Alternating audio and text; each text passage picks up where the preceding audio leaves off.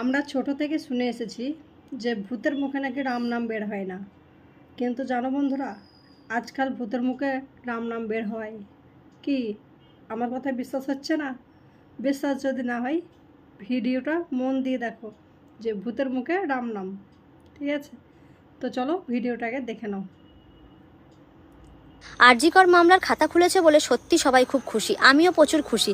কারণ সত্যি অভয়াকাণ্ডের বিচারটা হওয়া চাই, খুব শিগগিরই বিচারটা হওয়া চাই। সবে তো খাতা খুলেছে, আমি চাই যারা মূল দোষী তারা যাতে অবশ্যই খুব তাড়াতাড়ি কঠোর শাস্তি পায়। তবেই না বোঝা যাবে যে হ্যাঁ সত্যি আরজি করের কাণ্ডটা মূল শাস্তি পেয়েছে। এদিকে যে রাস্তাঘাটে যেইভাবে পারছে ছেলেরা মেয়েদেরকে হেনস্থা করছে, তার কি হবে? ট্রেনে বাসে প্রচুর পরিমাণে মেয়েদেরকে হেনস্থা করা হচ্ছে। যখনই মেয়েরা একটা ড্রেস পরে বেরোচ্ছে, সেখানেই ট্রেনে বাসে ছেলেরা, বিশেষ করে বয়স্ক কিছু লোকেরা প্রচুর পরিমাণে হেনস্থা করছে মেয়েদেরকে। সেটার কি বিচার হবে? সেটার কি আদৌ বিচার হবে ঠিকঠাকভাবে? হবে না।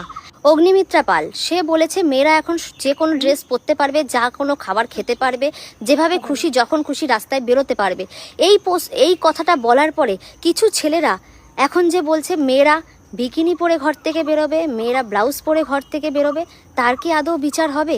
তাই আমি বলবো ছেলেরা আগে নিজেদের মানসিকতা চেঞ্জ করো, কারণ ছেলেরা নিজেরাই আগে মানসিকতা চেঞ্জ করছে না। ছেলেরা কি বলছে? শুধুমাত্র একটাই কথা, এখন মেয়েদেরকে স্বাধীনতা দেওয়া হয়েছে, মেয়েরা যেভাবে পারছে সেভাবে চলবে। তাই আমি প্রত্যেকটা ছেলেদেরকে বলবো, আগে নিজেরটা সামলা, তারপর পরকে বলিস। আগে নিজের চরিত্রটা ঠিক কর, তারপর মেয়েদেরকে বলতে আসিস।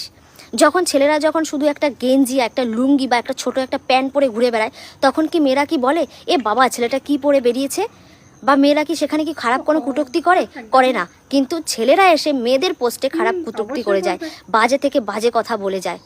আবার কিছু মেয়েরা আছে, মেয়েরাই মেয়েদের শত্রু, মেয়েরাও পর্যন্ত মেয়েদের পোস্টে এসে খারাপ কথা বলে যায়, একটা ড্রেস দেখে খারাপ কটূক্তি করে যায়।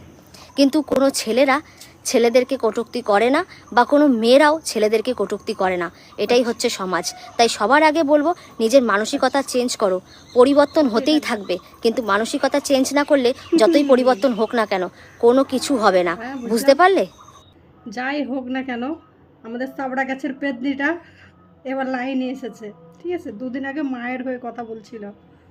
অভয় আর মা নাকি কিছু টাকার জন্য মানে ইয়েতে নেমেছিল। ঠিক আছে, আর এখন কি বলছে, আরজি কলের ব্যাপারটাকে নিয়ে যদি খাতা খোলা হয়, যদি তারা দোষীরা যদি শাস্তি পায়, ওর নাকি ভালো হবে বলে।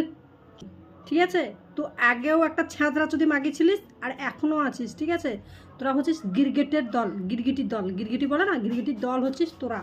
কেননা দেখ, তখন তো মোদি